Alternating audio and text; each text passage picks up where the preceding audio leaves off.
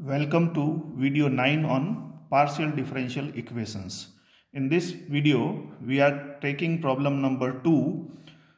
A tightly stressed string with fixed ends at x equal to 0 and x equal to L is initially given a shape defined by ux0 equal to mu x bracket L minus x.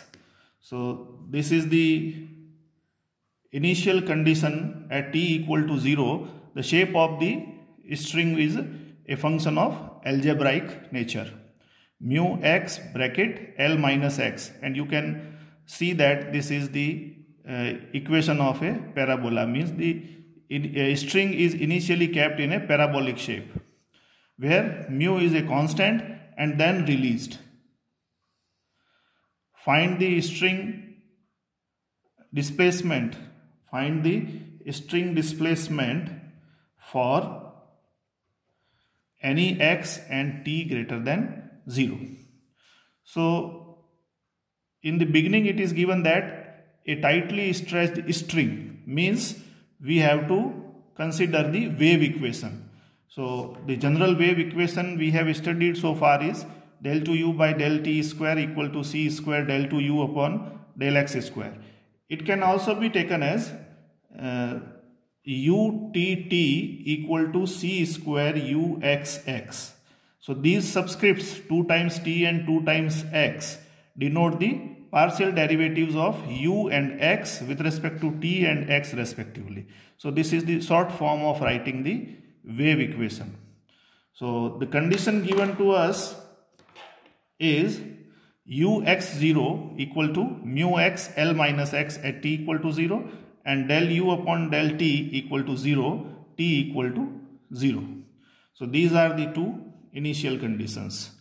We need two boundary conditions also. So this is the boundary condition first, u0 comma t, and this is the second, ul comma t equal to 0.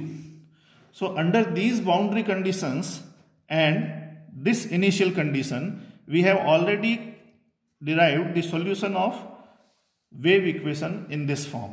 uxt equal to n equal to 1 to infinity an and this cosine term and this sine term, where the symbols have usual meanings like c is the velocity constant, L is the length of the string, t time variable, x displacement.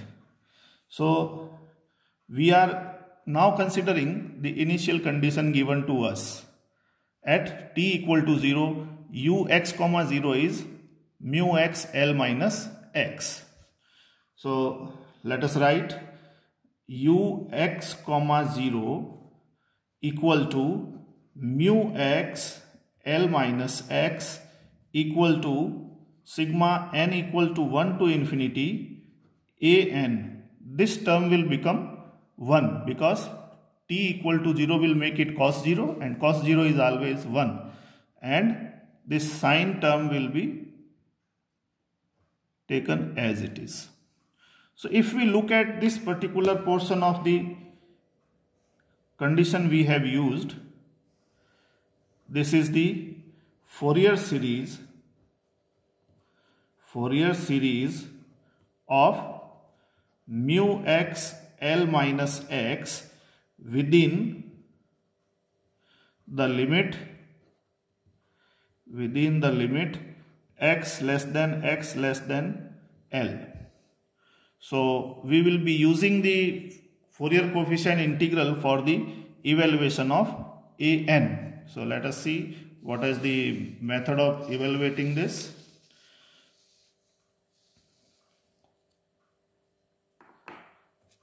So an equal to 2 upon L integral 0 to L fx dx sine n pi upon L into x dx. This is the generic formula for calculating the values of an. Now fx is given to us, which is mu x L minus x. So let us plug in the value of this function, 0 to L mu x L minus x sine n pi upon L into x dx. Friends, in this integral, we will take this as first function and this sin n pi L upon x as second function. And we will use the integration formula for product of two functions I uv equal to u into integral of v minus differential of u 2 times integral of v plus 2 times differential of u 3 times integral of v, and this series continues for infinite number of terms. But we can see that the algebraic function given to us is of second degree. So third order derivative of this function will be 0. So all the terms after this term will vanish. So we end this formula at this term only. So now we are using this as the product of two functions. So I can write this as 2 mu upon L bracket 0 integral 0 to L x Lx minus x square sin n pi upon L into x dx. So if I use this formula, I write from this side so that the lengthy expression can be accommodated. 2 mu upon L. First we write this function, that is Lx minus x square. Then integral of second, it will be cos n pi upon L into x, and the coefficient of x will be in the denominator. So it is going to become minus L upon n pi cos n pi upon L into x plus. This plus is because one negative sign will be there from the double integration of this sin n pi L upon x.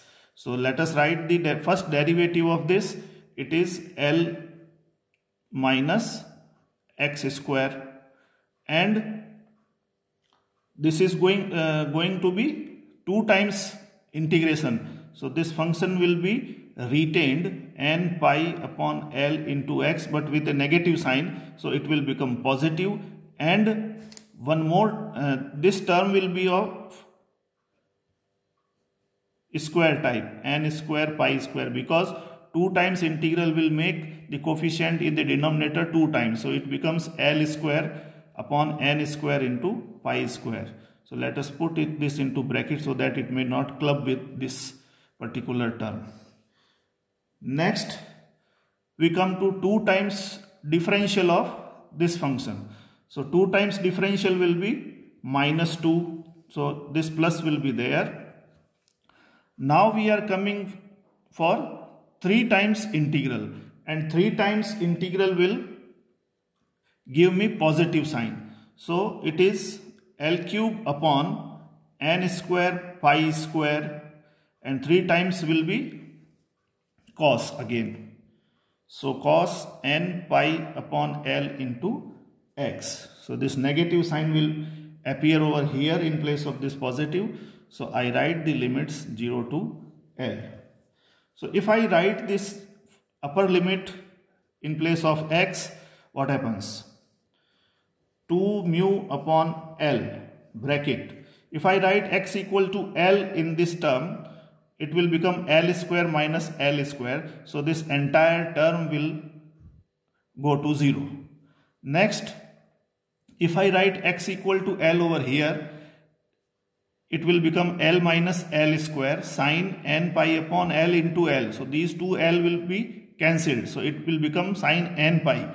And as you know, sin n pi is always 0. So this term always vanishes. Now I write x equal to L over here. So let us see what happens. First term 0, second term 0, then this third term 2L cube upon n square pi square, and cos n pi is minus 1 power n. Now I put x equal to 0. with negative sign. So 0 will be making this first term again 0, sine 0 of 0. So these two terms will again be 0, minus 0, minus 0, and if I put x equal to 0 over here, it will give me plus 2l cube upon n square pi square. One negative sign is already there and one negative sign will be of lower limit. So it is going to become an equal to 4 mu l cube l square. Because one l is there, it will cancel with the l cube in the numerator. So it will be n cube pi cube bracket 1 minus, the sign is minus, so it is 1 minus 1 to the power n. So this we have computed, calculated, evaluated the expression for an, that is the Fourier coefficients. So if we look at the terms in the bracket, for n equal to 2m, that is even number, it will become 1 minus 1. So a2m will always be 0. And if I take n equal to 2m minus 1, that is odd number, a2m plus 1 will be not equal to 0. So a2m plus 1 will be equal to 4 mu l square upon 2m plus 1 whole cube pi cube into 2. So ultimately this is becoming a2m plus 1. I think it is clear now. a2m plus 1 equal to 4 2s are 8 mu l square upon 2m plus 1 cube pi cube.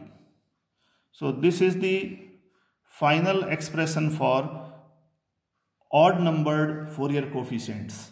So I write the solution of the given problem as ux comma t equal to m equal to 0 to infinity. Here we can see that m may vary from 0, 1, 2 and so on. So it will become m equal to 0 to infinity a2m plus 1 cos 2m plus 1 pi c upon l into t into sine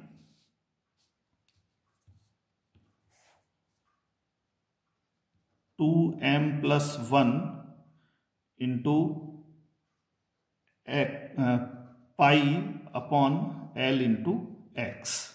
So if I write the value of this a2m plus 1, I can get the final solution. So what will be the final solution? Final solution will be, I put it here for your reference, ux comma t equal to sigma m equal to 0 to infinity. a2m is what? 8 mu l square upon 2m plus 1 whole cube pi cube cos 2m plus 1 pi c upon l into t multiplied by sine term 2m plus 1 pi upon l into x. So we can decorate this solution like ux comma t equal to, I take this 8 mu l square pi cube out of the sign of summation because these are constants. So 8 mu l square upon pi cube sigma m equal to 0 to infinity 1 upon 2m plus 1 whole cube. Again this cos 2m plus 1 pi c upon l into t and sine 2m plus 1 pi upon l into x. So we come to an end of the solution of the problem given to us. Thank you.